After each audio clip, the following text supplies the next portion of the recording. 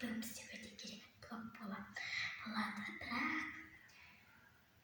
түнде кеш бізде батты. Біз кешкі асымызды ішіп, сабақтарымызды орындап салып тастадық. Мен бүгін өзімнің шашып тұруға айтатын боламын. Кішкене шашып тұрады. Бұл шаш былай тақсам өте керек болады. Және менің шашым не үшін екенін білмеймін. Бұл шаш тақсам өте кішкентай болады. Кішкентай шаш тақсам өте кішкентай болып қалады және азғантай болып қалады. Білмеймін неге екенін. Бірақ мен тарасам, шашым прям көп түседі. Еще сулап тарасам өте көп түседі. Бас жуғандықтан соң бас жуған сайын шашы азайып барады. Өкінішке орай. Және бізде мен шашым қаншалықты үстіге таққанына соншалықты былай болып шығып тұрады бүйтіп. Білмеймін неге екенін. Дұрыстап тарасаң да бәрі сөйтіп тұрады. Ішіне кіргізе алмаймын. Жіберсем шашым өте әдемі болады қазір.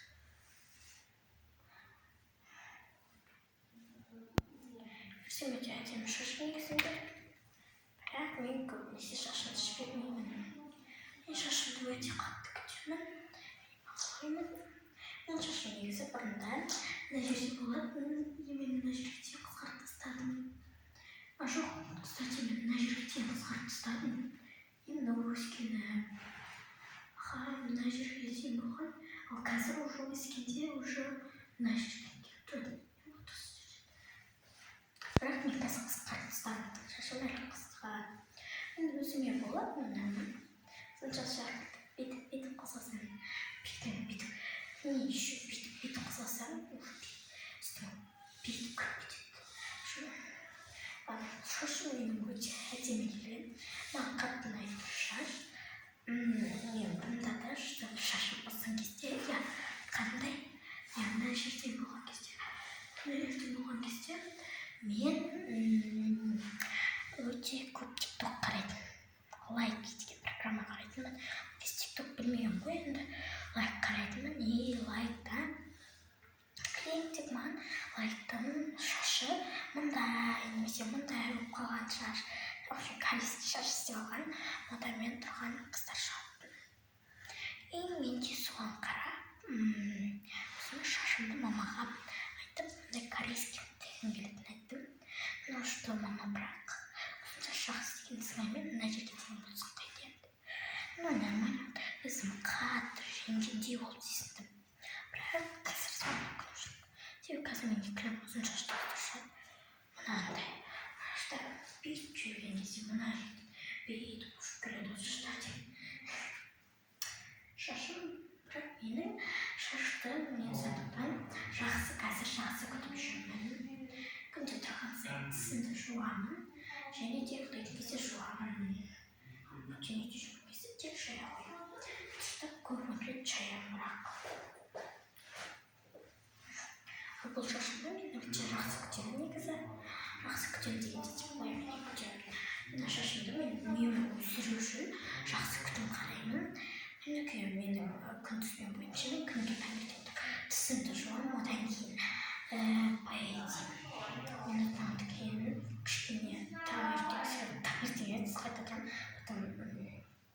басымды жуамын. Солар отырып кішкене сабақ оқимын. Сабақ дайындаймын да, одан кейін кешке арада демаламын. Ал бір аптадан кейін уже мен шомыламын. Одан кейін бір апталап мен шомыламын. Ал күнде мен күн сайын ежедетство башу. Яғни күн сайын, күнде 7 күн бар бір аптада. 7 күн сайын қайтайды бас жуып отырамын. Бұның бәрі басымды өсіру үшін, және де мен бас жуғанда шампуньмен 2 рет саламдаймын. Бірінші рет жуамын, сосын шаямын, сосын тағы да жуып жаямын. Сосын басымды кәдімгі обычный тараппен тараймын. Бірінші басым жұмақ бұрын тарап аламын да мен қазір шұқыласын ауырып басым деп тап. Күнде жуып алдым шашымды. Есі күшті болып тұр. 2 рет жуғаннан кейін есі кәдімгідей сезіліп тұрады менде.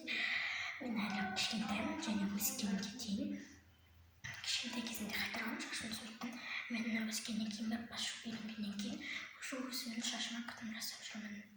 Күніге шашымды тағып жүремін. Бірақ бұны бүйтіп жалбыратқанда дұрыс емес. Күніге шашты негізі адам өріп қою керек. Өрілген шаш тез өседі дейді негізінде. Бірақ өргенмен де таңертең өресің, сосын түс қайтып уже жоқ. Видеоблог. Көрінбеді? Жоқ, просто видеоблог. Для YouTube. Мен қазір шашыма жақсы күтім жасаймын. Негізі адам шашын міне таңертең тұрған кезде өріп тұрады да, үшін бірінші таңертең тұрады, сосын барып басын жуамын. Басын жуамын, одан кейін барып шашымды өріп қойғаным дұрыс. Басын кепкеннен кейін өріп қоямын и ұйықтаймын. Сөйтіп не істеген дұрыс. Былай жалпы менің шашым қазір жақсы өсіп келе жатыр. Не дегенмен жақсы диагноз. Жақсы нәтиже беріп келе жатыр. Шашыма деген күтімім. Және де менің шашымның мені ұзару үшін шашымды өріп жүруім керек. Себебі мындай жіберілген шаш кәдімгідей андай не болады екен, шашқа күннің түсіп, ол деген шашты жіберіп жүруге болмайды екен. Шашқа бір жарық түссе, жоқ ол андай не болып қалады да, ол қараңғы жерде өсу керек. Қараңғы жерде өссе шаш тез өседі, ал жарық жерде өссе шаш мен өседі. Бұны сондықтан бүйтіп жіберіп жүруге болмайды, немесе бүйтіп тағып алуға да болмайды. Қазір бүйтіп тағатындар да бар шығар, бүйтіп тақсаңдар да нормально, жіберіп жүргеннен қарағанда. Бірақ шашты негізі өріп жүрген дұрыс. Және бүгін бізде видеоблогымыз бітеді, яғни аяқталды. Бүгінге осы, сау болыңыздар. Менің арнама тіркеліп, менен ақпараттар және кеңестер сұрасаңыздар болады. Кішкентай болғанмен де білімім өте көп.